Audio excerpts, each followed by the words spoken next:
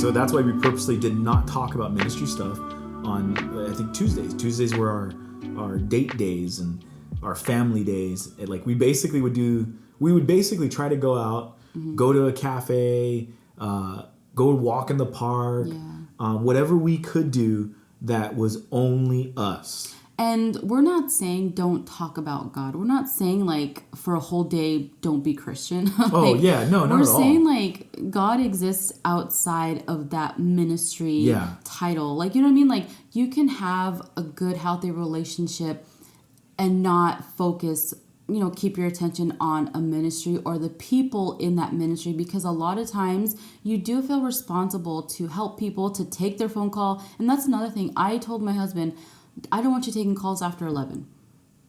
I don't want you taking calls to talk about the worship the next day. I mean, like, and I feel like that sounds maybe controlling now, but I still stand by that. Like, I really do feel like you do have to set boundaries in your home life. Text messages, that's, yes, exactly. Yeah. Like, no, it was good. And that was something I was very adamant about, because he was we both love ministry, but he loves planning and researching and figuring things out. I mean, he's very creative in that way. So I think it was difficult for him when I said I don't want you to do that after 11 o'clock. I mean, what do we do? Like, yeah, it's like, well, what am I supposed to do with my time? Like, you can like stop your brain, tell your brain stop planning, stop working, and just sit here with me and talk to me and stare at me and look at the way I don't know, but. That was enough. I mean, like, and like I said, like, this may not be for everybody. You may not have this issue, or you may not think it's a bad thing. But in our relationship, because my husband can work on ministry and all things, anything regarding ministry, like nonstop if he could, because he just constantly has this brain that's working and thinking and figuring stuff out. But I really had to say, like, look, like, you can wait until tomorrow. They can wait until tomorrow for you to discuss what songs you're going to do for worship, or what the scriptures you're going to use for tomorrow or next week or whatever. What sermon series we're working on like next. Everything and anything. Like, we had to make sure that our home life was, like I said, like not completely intertwined, that we did not know how to separate it. But there were times that like, and I think we would discuss it, that if there was a major event or like something coming up, that it would be like, okay, babe, that went out the window. Yeah, I'm gonna be getting up in the morning, going right over to the church, or so there were times. Yeah, but it you wasn't have to have like a realistic boundary. It was setting boundaries. I think that's what it was. Setting boundaries to say, like, this is okay, this is not okay, and it was good. And I think like the boundaries are good all the way through. Boundaries are good for you, period, as a couple. Like we talked about not sharing things. Like I strongly suggest, like I said, not sharing things to your parents, even if they are the pastors. And like I said, if you're a pastor's kid, you should leave your dad's church. But it was also something, having discretion in marital issues. One of the things that I would say that I would see and even still kind of hear of now is there's let's say a married couple, they're younger maybe, and they use like their marital issues on the platform without permission from each other. So say like, for example, let's just say, I don't know, say Vanessa did something and I used it in a sermon that following Sunday without asking her, without telling her. I just used it in the sermon because it was going to go good with the sermon. I think making sure that you set some boundaries, that you have to discuss those things. Like, you can't use your spouse as an example and them be as shocked as everyone else that you're talking about something that happened in the home the day that they're saying it in front of everybody. Now, I kind of learned that just growing up. I think my dad kind of just taught me that, but it was something that we just didn't do, and I think like that's a big deal. But that's part of the setting boundary stuff. And Tuesdays were our date days. We didn't talk about anything from church. I mean, and like Vanessa said, we still talked about God. We still talked about our faith. But it was also like hey babe, what's your favorite color? Because like we legit, like we were still learning how to be married. Yeah. I think we just wanted to know each other. And then even like, I think somebody called me the what if king. I would throw out these scenarios to her as we're walking. Like, okay, so what if, like you could pick any house in the world. Yeah. And it was just really to get to know her. Like, what would she choose? Would she choose this place or this place, And those were our boundaries in our date days and date nights. And that also is a good segue into, we wanted to mention that making sure that you allocate money for those date nights. Like making sure, okay, so for example, you're going to put money aside. You're going to put your tithe money aside. You're going to put your rent money aside. When you look at the ministry, you're going to make sure that the budget is there for the year. The budget is there for utilities, instruments, equipment, this and that. But the thing is that when it comes to your date nights, you're like, it's kind of chump change. It's like, oh, well, we can't really do that because we don't have enough money. So it was kind of like we wanted to do our best to make sure we had at least some money to go get a coffee or go get hot chocolate. Yeah, I mean, especially because we were missionaries, I think we needed to be accountable in where the money went. I think most people, they understand that, but in our marriage, like I said, the whole beginning was just living off support. Yeah.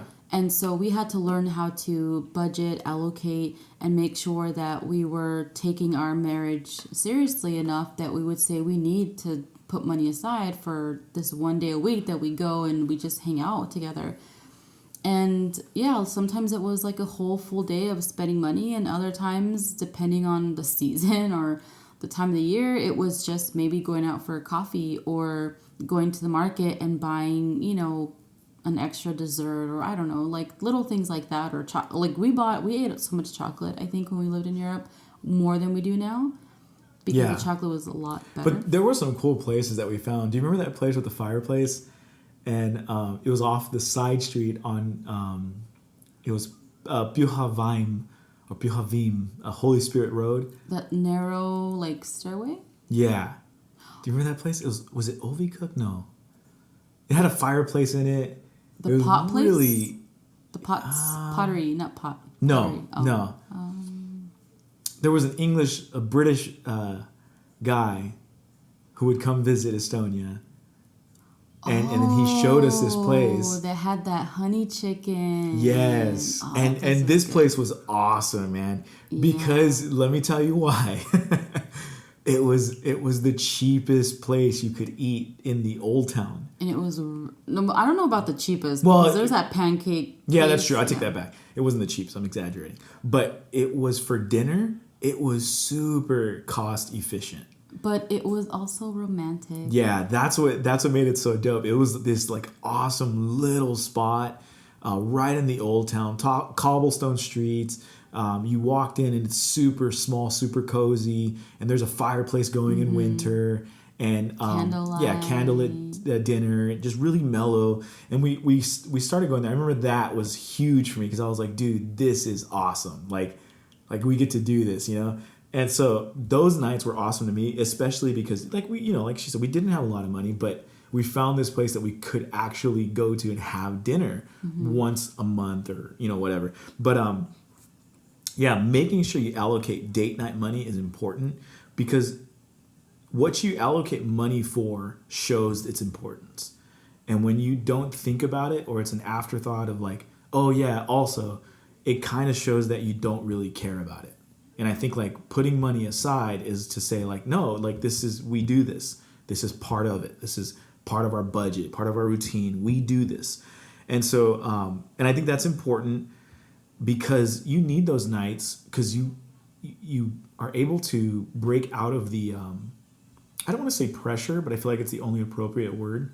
But we want to talk about that there's a pressure to produce, especially as missionaries. You feel like I have to show something. Now, this is unhealthy. The pressure to produce. For anybody in ministry, for anybody in ministry, the pressure to produce is actually an unhealthy kind of state of being, because like what happens is that you feel like you have to do something, you have to make something happen. And so I've seen this with my own eyes. I've seen missionaries go do an event or take a trip or, do something with another church, take a picture, and then send that back to their supporters to say, like, look what we're doing. And it's like, wait, what? Like, that's not what you're doing. Like, you were just there. But the thing is that they had this pressure to produce, to show that they were doing something. And I feel like that's what we're saying with like the marriage and ministry thing. Don't let them become the same thing, because then that's your identity, and you feel like, well, I have to show that this is what we're doing, and it's a big deal, and then people this, people that, and I think I battled with that more than Vanessa, or would you say we both battled with it? With having to produce something? Like feeling you had a pressure to show something. No, I mean, no. I think if anything, I always question that. Yeah. Because, I mean, I think, yeah, like at some point I did feel that, but at the same time, I didn't like that we were always referred to as the missionaries. Because I felt like, like when you go up, on stage, or if you're going to visit churches and, things like that, or talk about what you're doing in Europe, for us, I preferred that they would just say, like, this couple, they're going to tell you what they're doing. I mean, like, I don't know. I just felt like anytime the word missionary was thrown in there before or after our names, it just felt like, okay, then that's what I'm talking about. That one thing that they talk, the ministry that we're doing, that's what they want to hear about. And a lot of times I felt like, don't people care about us as a family? Because to me, it was always a separate thing. But then again, it is hard to, like, on the other side, being a pastor, like, you bring in a couple and they are there because they're missionaries, and you're wanting to show that, hey, this is what we're part of. 50% of the time it's not true. Because it was just like, they really weren't part of it. No, you can't say that. I disagree. Okay. We'll leave that in the podcast, though, because, yeah. Anyway, the idea was that they would present a couple in missions, and for the reason of being there, that they're missionaries. So I would say, though, that a lot of times I think, and like I said in the beginning, relationships were centered around that, and so it is difficult to kind of understand, do we have like a real relationship, or is it just like because this is a ministry. The ministry links us. Yeah, and we're connected that way. But that can also be a good thing. I think like we've met so many cool families. Like we've met some really great friends because of that title and role. Yeah, so it works both ways. Like there are times when you only have relationships because of the ministry, and there are times that you're grateful to the ministry because of those relationships that you were able to make. Yeah. But as far as your marriage goes, I think it's important that you're realistic with each other, that you're realistic with other people around you, that you're not putting on this facade because of the ministry. Like, as missionaries, you could have asked me at any point, what's the hardest thing about being a missionary? And I could have listed like 30 things for you. I mean, I've had people that say like, do you want to spend your rest of your life out there? And right away, like, no, I don't want to be out here the rest of my life. I mean, there was times where I remember Galwa and I would sit there in our apartment and just think about all the food that we missed, all the Mexican food, that carne asada, chili cheese fries from Tam's. I mean, just the fact that you can go out at any point of the night and get pretty much whatever food you wanted. Food. Yeah, it's food, I mean, like, friends, family. Yeah, and so like so many things that we missed about being home, and it just felt like it would be nice if someone asked us about us. Like, how is your marriage? Like, I know the missions is cool and everything, Okay. How's so your on marriage? that note, how many pastors, to your recollection, asked us, how's your marriage?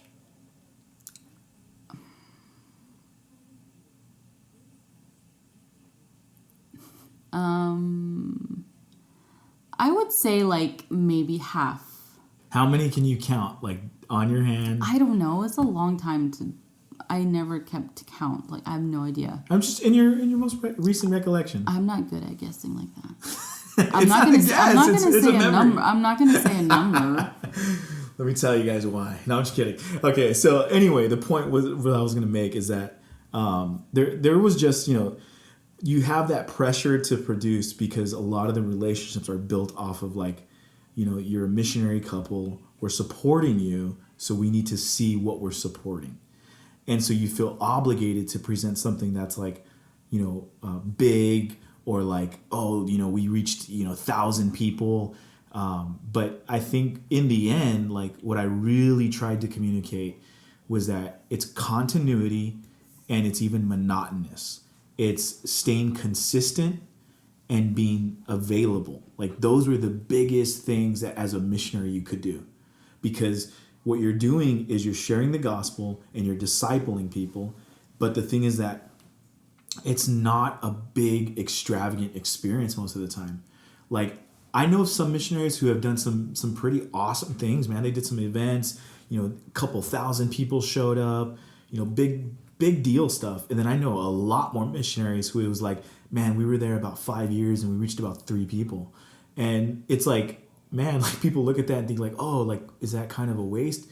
Not at all. Not at all. Because, like, what they did was they modeled Christianity from a real world place. They taught it, they discipled, and then, of course, multiplication comes into all that. But the idea is that when you feel like you have this pressure to produce, it becomes unhealthy because you feel obligated to present something to somebody that you're not really close with, and you feel like, man, like, I don't want to let them down.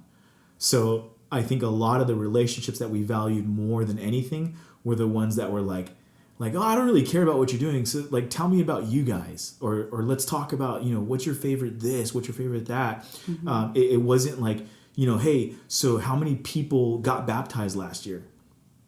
And legit, the answers would usually be like 3, 2, 1, no one. Like, those were some of the answers. And it was like, it was just kind of like, that's just the reality of it. Estonia, even to this day, is one of the least religious countries in the world.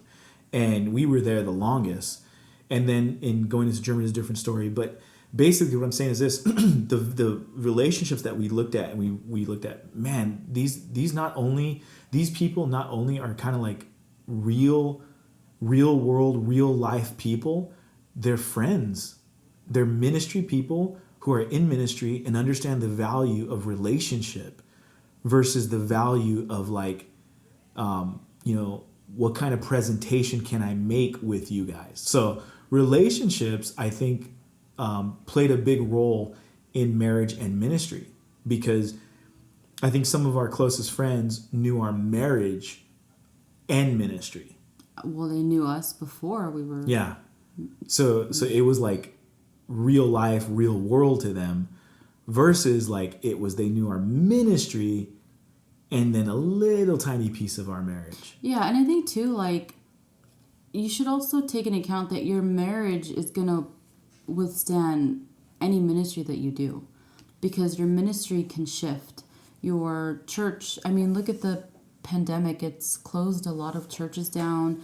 A lot of ministries aren't not relevant. A lot of ministries are not really possible, or they just look very different. So yeah, I think if anything, we've learned that, we didn't plan to be out there as long as we did. But when we came back, thank God we didn't intertwine that with our marriage, because we would have been stuck. Like, well, who are we if we were not missionaries?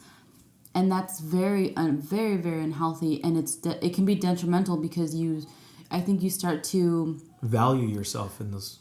Yeah, like you lose your value if you lose your ministry, and that's just not right. That's a very unhealthy mindset to have. So I would say, like, if anything, if you're learning anything from this podcast, from this specific episode, is that your marriage is valuable with or without the ministry. Yeah, and then in an international context, your marriage is extremely important, and not the way that you sing or you do worship, none of that stuff matters if your marriage fails. And then too, like we had this discussion a few times that if we felt like our marriage was not doing well, like in real trouble, we would leave. We would leave the mission field at any point, regardless of where the ministry was at, regardless of how many people were there, whether it was doing really, really well or if it wasn't. If we both agreed that our marriage was in trouble or there was issues going on, we knew that we could both go home and work on the marriage only. And that was how we...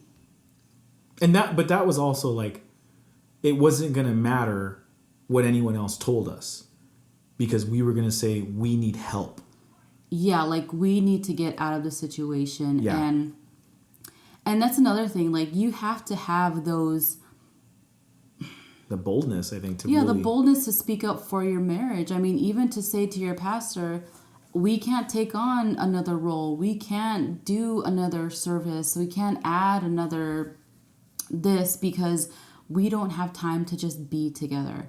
And it's so important that you learn that right away because whether you're, overseas or whether you're here, locally, it doesn't matter because at some point your marriage is going to have to speak for itself. Because if your marriage is crumbling, behind the scenes of that amazing ministry, it's going to show up and it's going to be ugly. Yeah. And it's not worth it to continue in a ministry when your marriage is not doing well. And you know it. I think like between the both of you, you'll recognize like something's off or something's not going well. And I mean, I would always say like pick your marriage over your ministry any day. And it doesn't matter how well it seems to be going because a lot of times I think that pressure to produce can win over and push aside what really is important. Yeah, and I think too, like the old saying that goes, if you want to go fast, go alone. If you want to go far, go together. And so I think when it comes to marriage and ministry, the international pros and cons, man, there's a lot of good, a lot of challenging stuff. But in the end, I think for us, I would say this. If you have a healthy, good start to your marriage, premarital counseling, good examples around you, people you can confide in, and there's an opportunity for you to step into a missional project internationally, and it takes you out of the element of being around your friends and your family and your comfort and your norm. I would say pray about taking that step because I do not regret in any way going, and I actually believe that it actually helped our marriage. And I think you would agree, right? Yeah, it's hard to imagine what it would have been like if we didn't leave. Yeah, it would have been weird. Like, it just would have been weird. Yeah, like, I feel like we were called to leave right away. And I don't know why. And it's not really worth trying to figure that out. But I think for us, we did really well when we left. And I think it's because we were so genuine about just wanting to serve, wanting to be obedient. And that'll show in any ministry that you do, in any context, wherever you are. When you're genuine about being obedient and you know that God's called you, these things, they fall into place. Yeah. You meet the right people that help you along the way, and you learn to discuss things in a healthy manner, and you have accountability that really is accountability. Yeah. And it's important that you have all those things because you need it. And I think one thing that we probably lack, maybe even now, or one thing I think that we're learning now is because before we had so much time together. So, reading and praying together, I think, was easier to do. But since we've been back and working full time, and now we have 2 kids, and like working full time is like huge jump.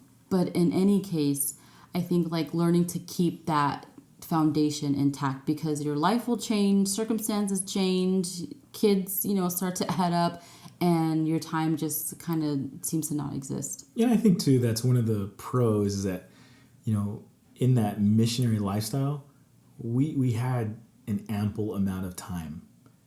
And I thought that was such a good thing and a good season and a good chapter for us that I do kind of miss I do miss having that time, like that we could just go for a walk, or like, you know, we wanted to go for a drive during the week. We could in the middle of the day. I miss doing things like that in the middle of the day. And I do miss that, but I think like it was a good season that just God, you know, I think the one word that I could really say that kind of defines our marriage is just grace. Like God has given us such grace to learn, to just learn each other, to grow, and just to be around good, healthy people.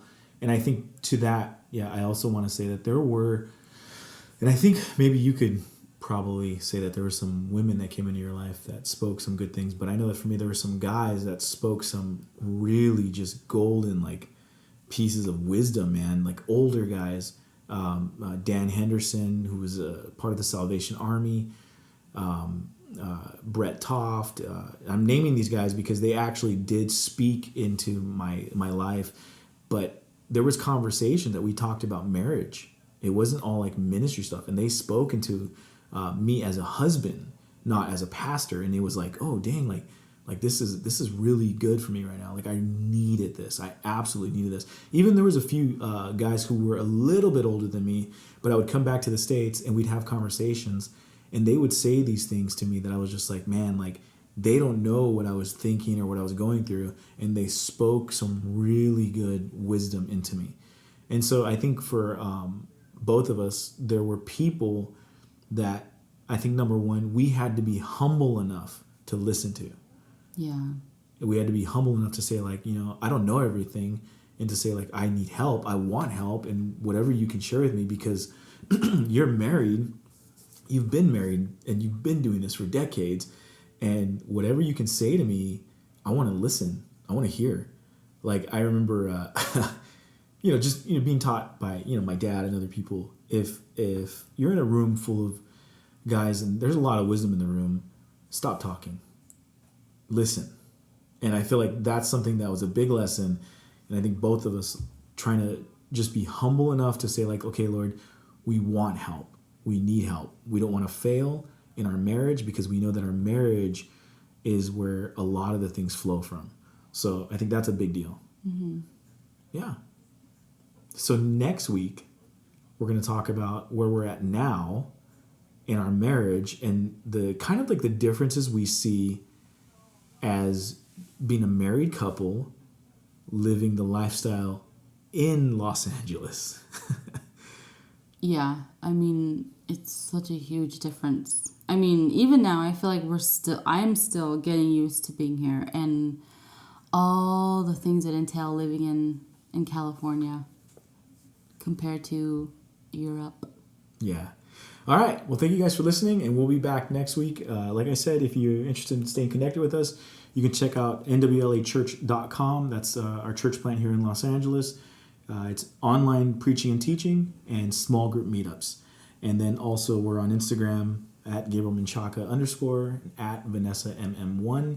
We are private, but you can request to follow us. Those boundaries. Yeah. So, yeah, we'll be back on next week. Thanks for listening.